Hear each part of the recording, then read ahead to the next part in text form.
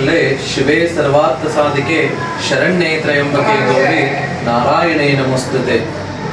ಸರ್ವ ಸದ್ಭಕ್ತರಿಗೆ ಅಕ್ಷಯ ತೃತೀಯದ ಹಾರ್ದಿಕ ಶುಭಾಶಯಗಳನ್ನು ಹೇಳುತ್ತಾ, ಆ ಜಗನ್ಮಾತೆಯಾದ ಮಹಾಚೌಡೇಶ್ವರಿ ಅಮ್ಮನವರು ಈ ದಿವಸ ಮಹಾಲಕ್ಷ್ಮಿ ಅವತಾರದಲ್ಲಿ ಕಂಗೊಳಿಸ್ತಾ ಇದ್ದಾರೆ. ಅಂದ್ರೆ ವಿಶೇಷವಾಗಿ ಅಕ್ಷಯ ತೃತೀಯ ಅಂದ್ರೆ ಇವತ್ತಿನ ದಿವಸ ವೈಶಾಖ ಮಾಸದ 3ನೇ ದಿವಸಕ್ಕೆ ಅಕ್ಷಯ ತೃತೀಯ ಅಂತ ಕರಿತೀವಿ. ಈ ಅಕ್ಷಯ ತೃತೀಯ ಅಂತಕ್ಕಂಥದ್ದು ಬಹಳ ಬಹುಮುಖ್ಯವಾದಂತಹ ಸಂಗತಿಯ.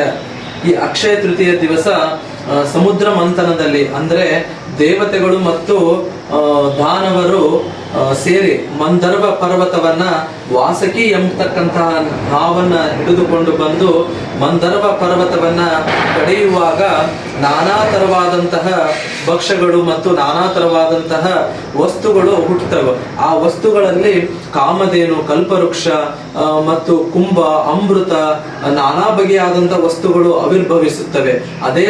ಅದೇ ಸಮಯದಲ್ಲಿ ಸಮುದ್ರ ರಾಜನ ಮಗಳಾಗಿ ಅಂದ್ರೆ ಆ ವಾಸಕಿ ಮತ್ತು ಮಂದರ್ವ ಪರ್ವತವನ್ನ ಕಡಿಯುವ ಸಂದರ್ಭದಲ್ಲಿ ಆ ಜಗನ್ಮಾತೆಯಾದ ವರಮಹಾಲಕ್ಷ್ಮಿಯು ಅವತರಿಸಿದ ಶುಭ ದಿವಸವೇ ಈ ಅಕ್ಷಯ ತೃತೀಯ. ಮತ್ತು ವಿಶೇಷವಾಗಿ ಪರಶಿವನ ಅಪ್ಪಣೆಯಂತೆ ಕೇದಾರದ ಲಿಂಗದಲ್ಲಿ ಏಕೋ ರಾಮಾರಾಧ್ಯರಾಗಿ ಪರಶಿವನ ಅಪ್ಪಣೆಯಂತೆ ವೀರಶೈವ ಧರ್ಮವನ್ನ ಸ್ಥಾಪನೆ ಮಾಡಲು ಏಕೋ ರಾಮಾರಾಧ್ಯರು ಜಯಿಸಿ ಹುಟ್ಟಿದಂತಹ ಶುಭ ದಿವಸ ಈ ಅಕ್ಷಯ ತೃತೀಯ.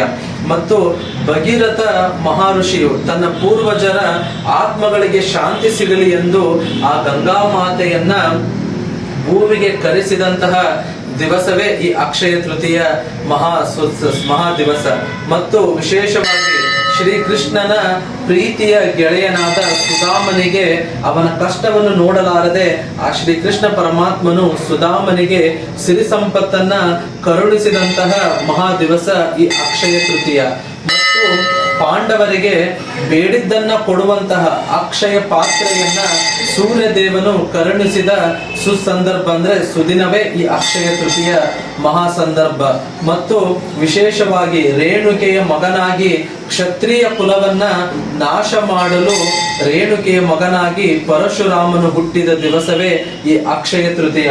ಅಂದ್ರೆ ವಿಶೇಷವಾಗಿ ಈ ಅಕ್ಷಯ ತೃತೀಯ ಅಂತಕ್ಕಂಥದ್ದು ಬಹಳ ಮಹತ್ವದ ದಿವಸ. ಮತ್ತು ವೀರಶೈವ ಧರ್ಮವನ್ನ ಉದ್ಧಾರ ಮಾಡಿದ ಅಂದ್ರೆ ಸ್ಥಾಪನೆ ಮಾಡಿದ್ದು ರೇಣುಕಾಚಾರ್ಯರಾದ್ರೆ ಆ ವೀರಶೈವ ಧರ್ಮವನ್ನ ಉದ್ಧಾರ ಮಾಡಿದಂತಹ ಬಸವಾದಿ ಶರಣರಲ್ಲಿ ಜಗಜ್ಯೋತಿ ಬಸವೇಶ್ವರರು ಹುಟ್ಟಿದ ದಿವಸವೇ ಈ ಅಕ್ಷಯ ತೃತೀಯ.